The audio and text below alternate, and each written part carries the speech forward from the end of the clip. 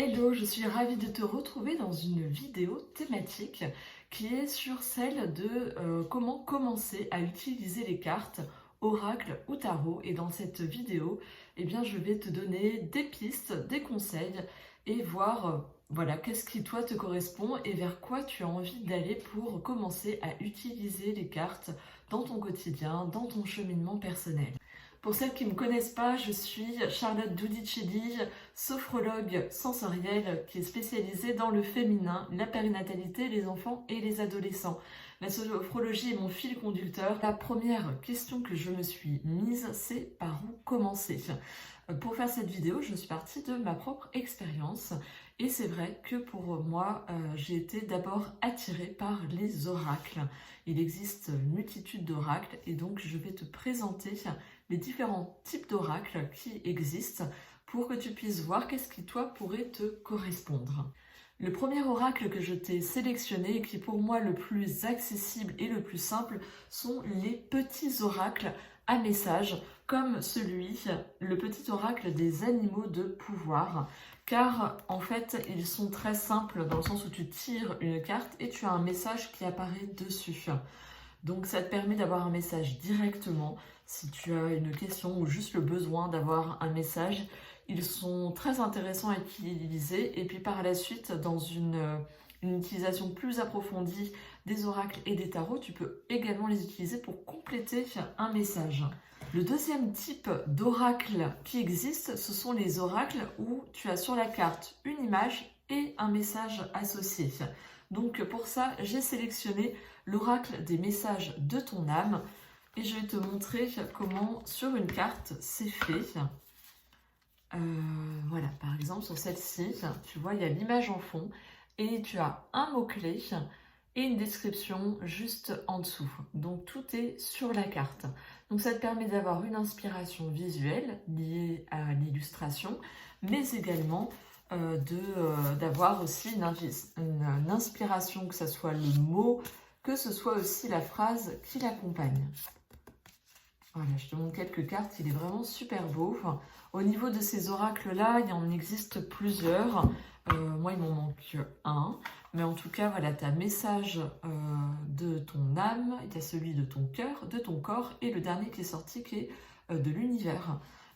Donc ils sont très bien faits, je les trouve très jolis, il y a un côté poétique, ils sont doux, donc hyper intéressant à utiliser. Et le dernier type d'oracle que je distingue, c'est l'oracle où sur la carte tu as une image, souvent il y a un mot-clé, un numéro, et ça te renvoie à un petit guidebook qui te permet d'avoir une description plus, j'ai envie de dire, élaborée, plus développée à propos du message de la carte. Pour cela, je t'ai sélectionné deux oracles pour que tu aies un peu deux exemples, car il y a différentes façons de faire. J'ai pris Histoire de sorcière, l'oracle, qui est comme ça. Dedans, tu retrouves le petit livret. Et là, ici, tu as le dos des cartes et les cartes juste ici. Il est très intéressant celui-ci parce qu'il s'appuie sur les 4 éléments air, eau, terre, feu, et c'est en lien avec des messages. Donc sur chaque carte, tu vois, tu as l'image, tu as le mot-clé et le numéro. Et en même temps, ça te renvoie, et en fait, au-dessus, voilà, juste là, au-dessus, tu as à quel élément ça appartient. Et tu n'as plus qu'à aller voir dans le petit guide le message. Il te propose également des pistes pour te mettre en action avec le message. Donc ça, je trouve ça très intéressant d'aller y associer une pratique. Et également, au début, tu as très souvent dans les oracles comme ça, des propositions de tirage, que ce soit une carte, 2 cartes, 3 cartes, pour te guider. Et ça te permet d'avoir du coup une première appréciation de comment utiliser l'oracle au-delà d'une carte notamment. J'ai sélectionné également un autre type d'oracle qui est similaire à Histoire de sorcière, mais je voulais juste te montrer un peu différent, qui est l'oracle des murmures, que je trouve très joli également, qui est en lien avec la nature. Et là, tu vois, tu retrouves le même principe, il est un peu plus épuré, tu vois, il y a moins d'éléments sur l'image. Donc voilà, ça aussi, ça dépend, toi, ce que tu aimes. Là, tu as le dessin, donc tu as aussi ce système de mots-clés avec le chiffre associé. Allez, il est très joli aussi, hein, celui-ci. Je l'aime beaucoup. Il est aussi en lien avec la roue de l'année. C'est pour ça aussi que j'ai sélectionné, parce que c'est des choses qui me parlent énormément, comme tu peux savoir. Le guidebook est un petit peu plus grand que l'autre. Et là, pareil, il y a des propositions de tirage peut-être un peu plus approfondies, tu vois, avec 4 cartes. Donc la description, elle se fait comme ça. Tu as son essence, un peu le message de sagesse. Tu as la formule sacrée, les murmures de la carte, qu'est-ce qu'elle dit, quand cette carte est un message en équilibre, en déséquilibre, et le conseil qui y est associé.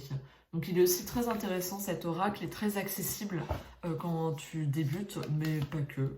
J'ai envie de dire, chaque oracle après est très, très intéressant à utiliser. Voilà pour ce qui est des oracles.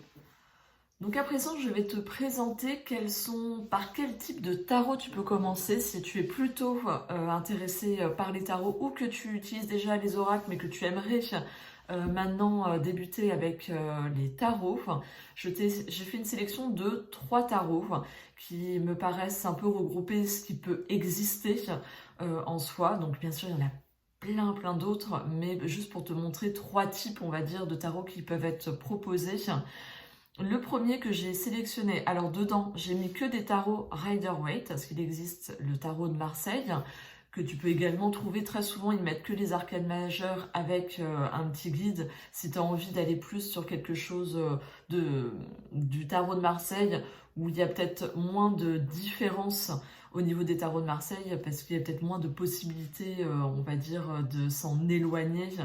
Le Rider-Waite permet pas mal de créativité, je trouve, et il y a plus de détails, il y a vraiment une mise en scène derrière qui est faite, et notamment tu as les arcanes mineures qui sont illustrées par une mise en scène avec des personnages que n'a pas du coup le tarot de Marseille, qui est très abstrait en soi, donc il faut avoir une certaine connaissance pour venir, comment dire, décrypter les arcanes mineures.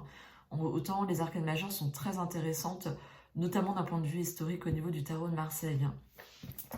Pour le tarot Rider-Waite, j'en ai sélectionné un qui était vraiment proche on va dire, de l'origine du tarot Rider-Waite, qui s'inspire de l'original, on va dire ça comme ça, qui est le tarot de la sorcière moderne. Donc les cartes sont vraiment en lien avec le féminin, mais en même temps ça rejoint ce qui me porte moi. Et il y a un côté du coup moderne qui a été mis, comme tu vois, avec le téléphone, les tenues aussi des femmes. Et en même temps, ça rejoint vraiment, si on prend un Rider-Waite classique, l'original, eh bien on retrouve vraiment la jeunesse dans les cartes. Donc voilà, on retrouve la modernité. Donc j'aime bien aussi ce côté-là, parce qu'il est quand même assez moderne. Et en même temps, il se rapproche beaucoup du Rider-Waite original. Et il est, comment dire, simple d'utilisation dans le sens où le guidebook, il n'y a pas 10 000 choses dedans. C'est-à-dire que quand tu vas, par exemple, voir les amantes, voilà, le message, il est comme ça. Je regarde. Et pour ce qui est des mineurs, on est sur des messages un peu plus courts, tu vois, comme celui-ci. Donc ça te permet, si tu veux, d'appréhender le Rider-Waite de façon simple. Alors certes, c'est orienté vu qu'il y a une thématique derrière qui est de la sorcière moderne. Pour autant, ça te donne déjà un aspect, un éveil du Rider-Waite, du tarot Rider-Waite, tout en étant accessible. Je te dirai après comment tu peux utiliser le tarot et l'oracle dans tes pratiques. Le deuxième tarot Rider-Waite que j'ai sélectionné, qui est pour moi aussi très bien pour commencer, c'est le tarot Histoire de sorcière. Je t'ai présenté l'oracle et il existe aussi le tarot. Donc tu peux aussi avoir les deux, parce que les deux peuvent du coup s'associer dans des tirages. Pourquoi le tarot Histoire de sorcière?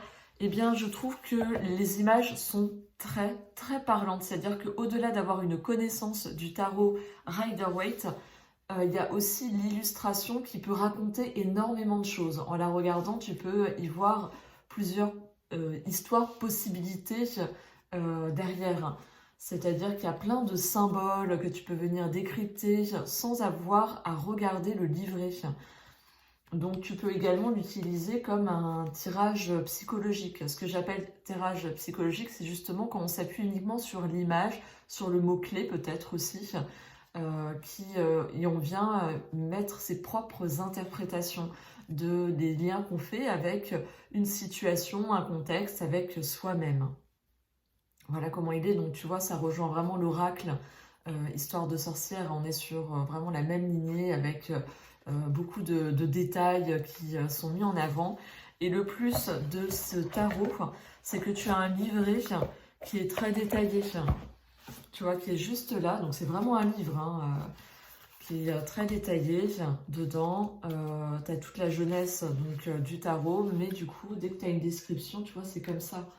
Donc ça va vraiment au bout des choses, ça raconte l'image et en même temps ça donne un message, ça te donne une matière à réflexion. Même au niveau des arcanes mineurs. Voilà, il est très agréable à lire et ça te permet de te familiariser du coup avec le Rider-Waite. Bien sûr, il est coloré du côté histoire de sorcière. Pour autant, on y retrouve l'essence du message d'origine du Rider-Waite.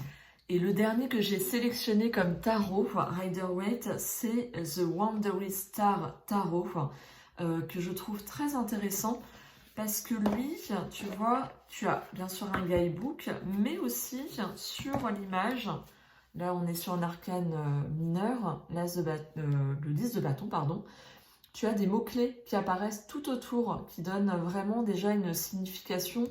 Au-delà de ça qui ne te parle pas, ben, tu as déjà aussi des mots-clés qui peuvent t'orienter sur la signification du message.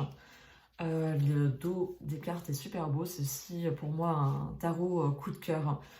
Et bien sûr, tu as également avec le petit livret que je vais te montrer juste après. Là, je te montre juste quelques cartes au hasard pour te montrer à quel point il est très joli ce tarot.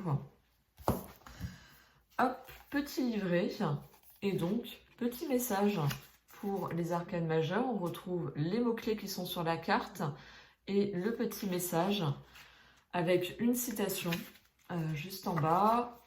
Et pour les arcanes mineures, c'est exactement pareil. Voilà, et donc ça te permet d'avoir aussi une approche du tarot Rider-Waite à travers celui-ci. Comme pour le tarot de Marseille, il existe des coffrets tarot Rider-Waite original classique. Si tu as envie vraiment de partir de l'origine, il existe des coffrets qui sont très bien faits, que tu trouves.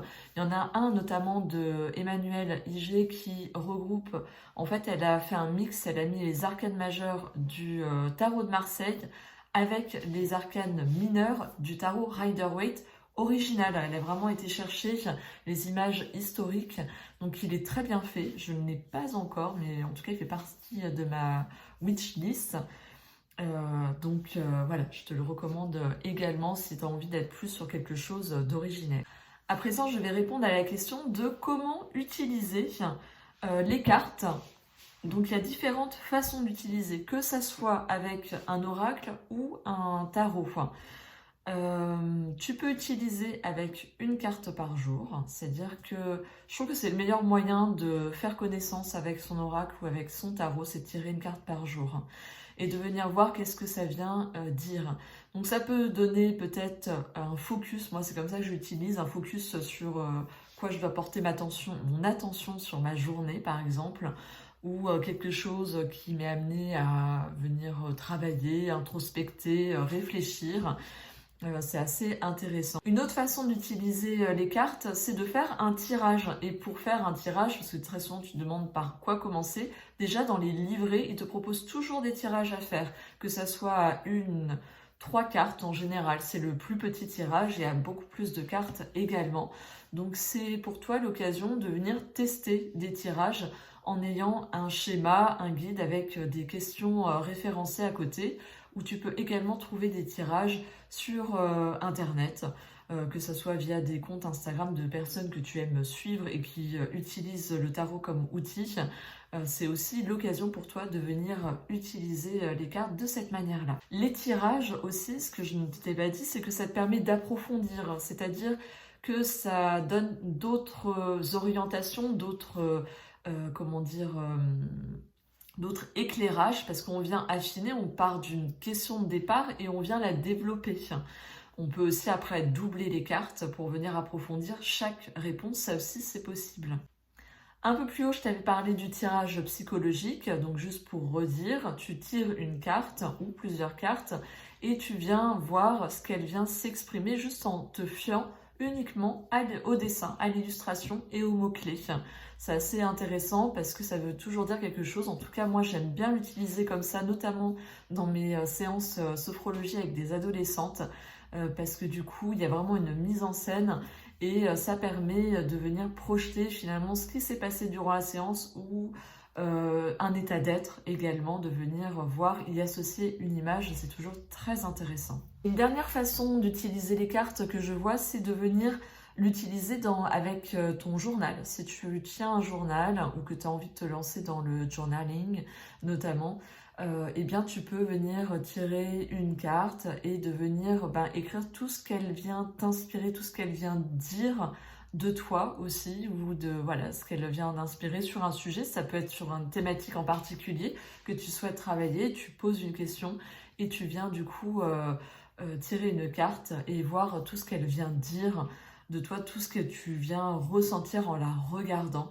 Donc ça aussi c'est très intéressant à utiliser, donc ça rejoint un peu le tirage psychologique, mais associé du coup au travail de l'écriture, une écriture vraiment automatique, où on ne cherche pas à faire de la belle écriture, de laisser aller tout ce que tu as, tout ce qui vient s'exprimer et de venir l'imprimer du coup dans le papier.